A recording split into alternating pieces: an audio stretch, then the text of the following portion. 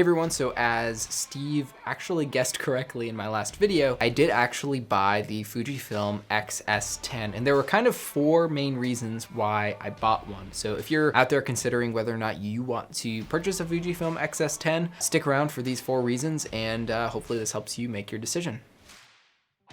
So the first reason that I bought the Fuji XS-10 was actually because it could shoot both photo and video. So my other Micro Four Thirds cameras did have the ability and do have the ability to shoot photos and videos, but really what Panasonic focuses on is really great video shooters. And when it comes to the GH5, GH5S, G85, even G7, all that kind of stuff, they actually are way more geared toward video shooters. And there are a couple of reasons why I wouldn't say needed, but it would have been really helpful for the different areas that I work in, both personally and professionally, to have a photo and video hybrid camera. So the first reason that I needed a hybrid camera was for work. So YouTube obviously isn't my full-time living. What I do for a living is actually work at a ministry where I do communications internally among the ministry and then externally as marketing. So 30 to 50% of my job is doing, media, so photo, video, promotional stuff. Nothing too fancy, but obviously photography comes with the territory, especially for a nonprofit. So having a camera that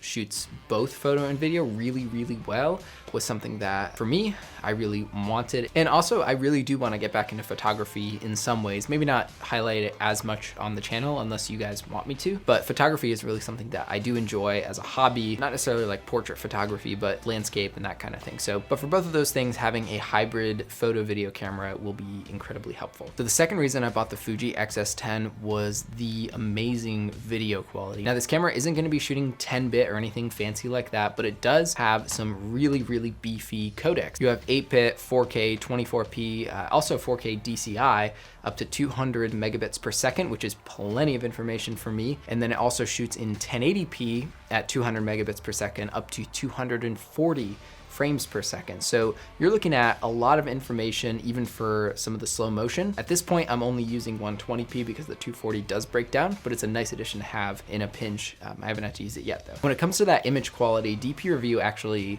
said that they consider this sensor, this Fuji sensor, to be one of the best, if not the best, APS-C sensor on the market. So having that kind of quality coming out of this camera means a lot to me and was one of the reasons that I purchased it. And part of that sensor's technology comes into my third reason why I bought one. So the third reason I bought the Fuji XS-10 was for Fujifilm's color. For my specific situation at work and for my living situation, having a baby makes it difficult to do a lot of heavy editing, messing with skin tones, that kind of thing. And I could turn around videos and photos and that kind of thing with Panasonic gear, but having amazing skin tones that I don't have to mess and tweak with, and just having a really nice straight out of camera look makes it so I can do better, faster work at my job. And it makes it so that when I'm working on these videos at home, I don't have a ton of post-processing to do on the photos and videos. And that kind of goes back to the last reason, because since we have that amazing video quality, you pair that with having great color, and that's really why I don't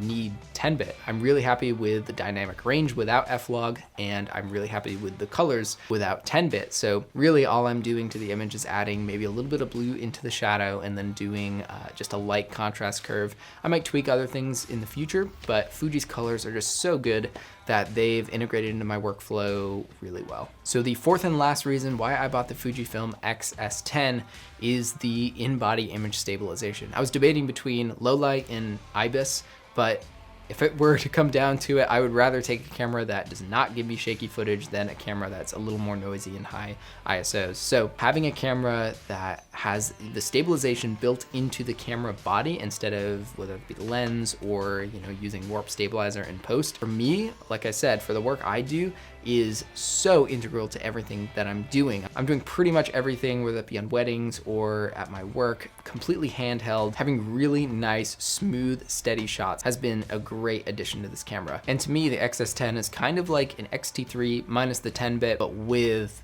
in-body image stabilization and obviously the upgraded body as well. As I was making this decision on whether to buy this camera or not, and what really sold me was ultimately the IBIS in the XS-10. The price was definitely a big contributor to the purchase decision, but really those 4 reasons, the hybrid capabilities, the great image quality, the amazing color so I could have fast turnaround, and the IBIS were all main reasons why I switched to Fuji. And if we're honest, I kind of switch cameras every like 6 to 8 months anyway. I'm looking forward to uploading more XS-10 videos, so if you have any questions about the XS-10, please leave them below and I'll do some investigating, or I might be able to answer your question now. But in the meantime, I hope this was helpful and I will see you all in the next video.